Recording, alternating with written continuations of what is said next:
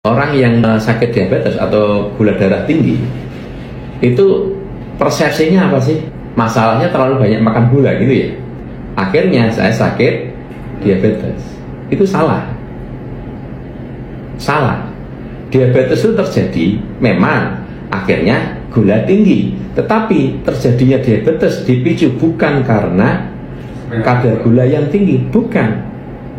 Karena tubuh gagal mengolah lemak menjadi asam lemak.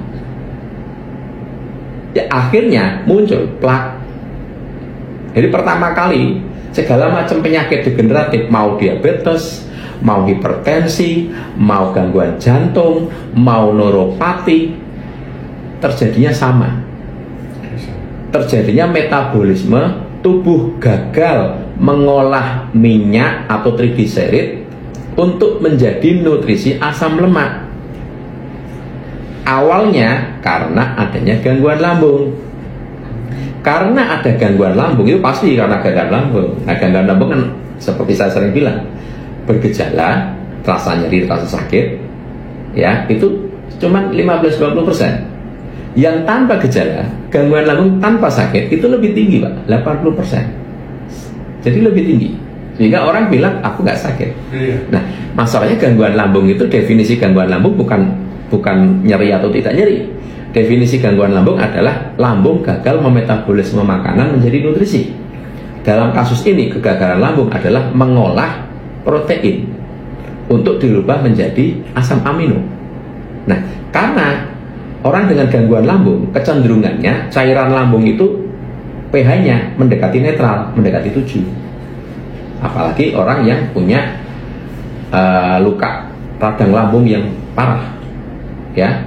Pokoknya intinya kalau orang dengan gangguan lambung itu cairan lambungnya menuju netral. Dengan ditambahi obat-obatan antasida atau penetral asam lambung ataupun tanpa. Jadi kalau tanpa itu sudah proses alami hormonal. Oke. Ketika lambung cairannya mendekati netral, yang terjadi lambung tidak bisa masak, tidak bisa mengolah makanan. Cairan lambung itu kan kayak kompor, ada apinya. Kalau apinya kecil, dia kan masaknya lama loh, Pak. Nah, kalau hanya karbohidrat masih mending. Misalnya makan 100% karbohidrat masuk, itu yang diproses 50% untuk dikirim ke peredaran darah. Yang 50% buang ke proses. Yang sulit itu protein, Pak. Ketika cairan lambungnya netral, mendekati netral, protein sulit diproses, sehingga paling 25%. Yang 75% dibuang. Ya, ini istilahnya angka-angka untuk memudahkan saja. Nah, padahal minyak lemak itu tidak diproses di lambung. Lambung tidak bisa mengolah minyak lemak. Minyak lemak itu begitu dari mulut kita lewat lambung itu cuma lewat saja.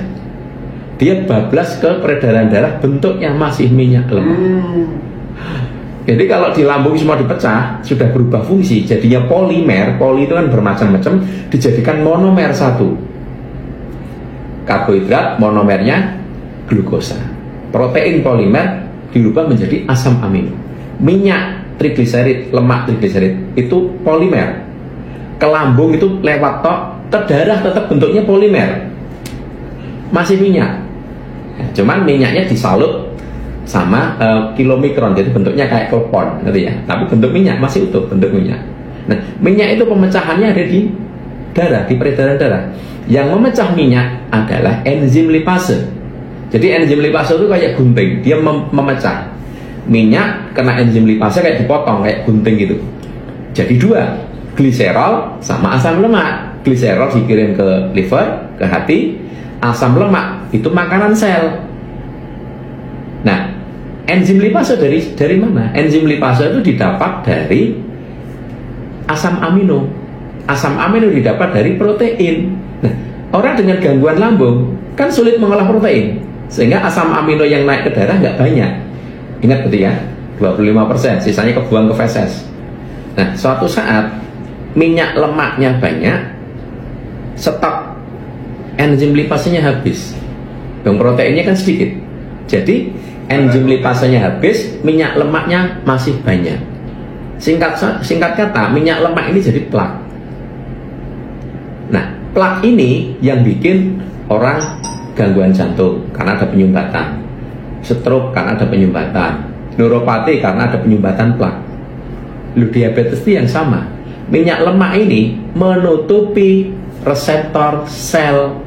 Jadi sel tidak bisa makan glukosa, makan asam lemak tanpa ada perintah dari insulin. Tidak bisa. Memang sunatullahnya gitu. Jadi walaupun banyak makanan, tapi kalau insulinnya tidak ngasih tahu ke sel, sel nggak bisa makan.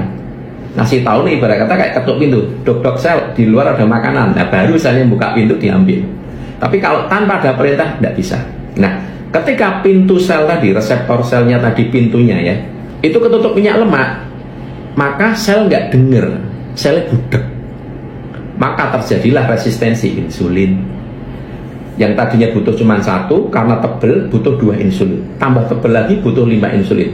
Tambah tebel lagi butuh 10 insulin baru bisa buka. Nah, nek tambah bukanya harus insulinnya banyak. Yang berat organ apa? Pankreas. Akhirnya ketika dibutuhkan 20 insulin, pankreasnya cuma mampu bikin 18. Karena kan tebel minyaknya, tambah tebel. Orang kan makan terus. Akhirnya apa yang terjadi? Gula naik. Oh, kamu gula darah nih, kadar gulamu naik. Jadi sebenarnya orang diabetes itu kadar gula naik karena apa? Pertanyaannya. Karena nggak bisa dimakan sama sel. Kenapa nggak bisa dimakan sel? Karena ada minyak plak menyumbat pintu reseptor. Pertanyaannya, diabetes terjadi karena apa sekarang?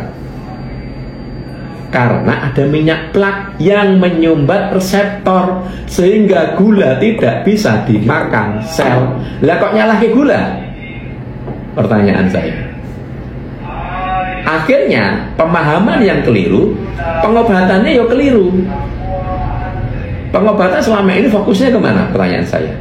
Pankreas, insulin, pankreas, insulin, bener nggak? Pankreasnya nggak bisa menghasilkan insulin, pankreas dikasih pemacu, dipicu, dipaksa, akhirnya menghasilkan insulin lagi, betul kan? Ya, tetapi kan hanya berapa tahun saja, masing-masing orang memang beda, bisa lama juga, tapi endingnya pankreas yang dipaksa ada titik bahwa pankreas itu sudah tidak mampu lagi nanti. Akhirnya ketika minum obat, pankreas sudah nggak ngefek. Titik itu akan datang. Kapan? Ya tidak tahu. Kenapa? Plaknya tambah tebel. Minyak lemaknya nggak dibenerin, lambungnya nggak dibenerin. Akhirnya insulin walaupun sudah dikasih obat-obatan, akhirnya pankreasnya juga off lagi. Akhirnya dibilang, oh pankreasmu mati. Nek pankreas mati, akhirnya apa? Masuk cairan dari luar. Bisa buka lagi. Tapi dosisnya tambah naik, tambah naik, tambah naik. Sekarang pertanyaan saya kembali. Orang diabetes karena glukosa atau karena minyak lemak? Masalahnya, dasarnya. Ayo, pahami itu. Ngertinya kan karena glukosa. Salah. Glukosa itu korban. Apakah karena pankreas? Salah. Pankreas juga korban. Nah, kalau mengobatinya salah paham, bisa sembuh nggak? Ya nggak bisa, wong salah diobati, sing diobati pankreas, bukan diobati, sing dipaksa, dipicu, digantikan. Ya nggak bisa. Mulanya kalau pengobatannya nggak tepat harus minum obat seumur hidup. Akhirnya bahwa diabetes tidak bisa sembuh.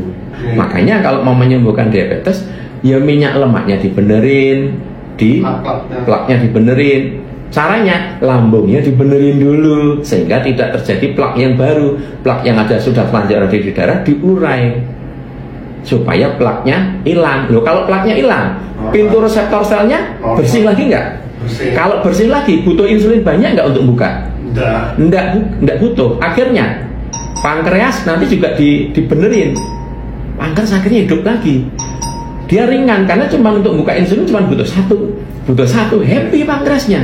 Nah, itulah pengobatan diabetes yang betul itu dari situ. Paham ya?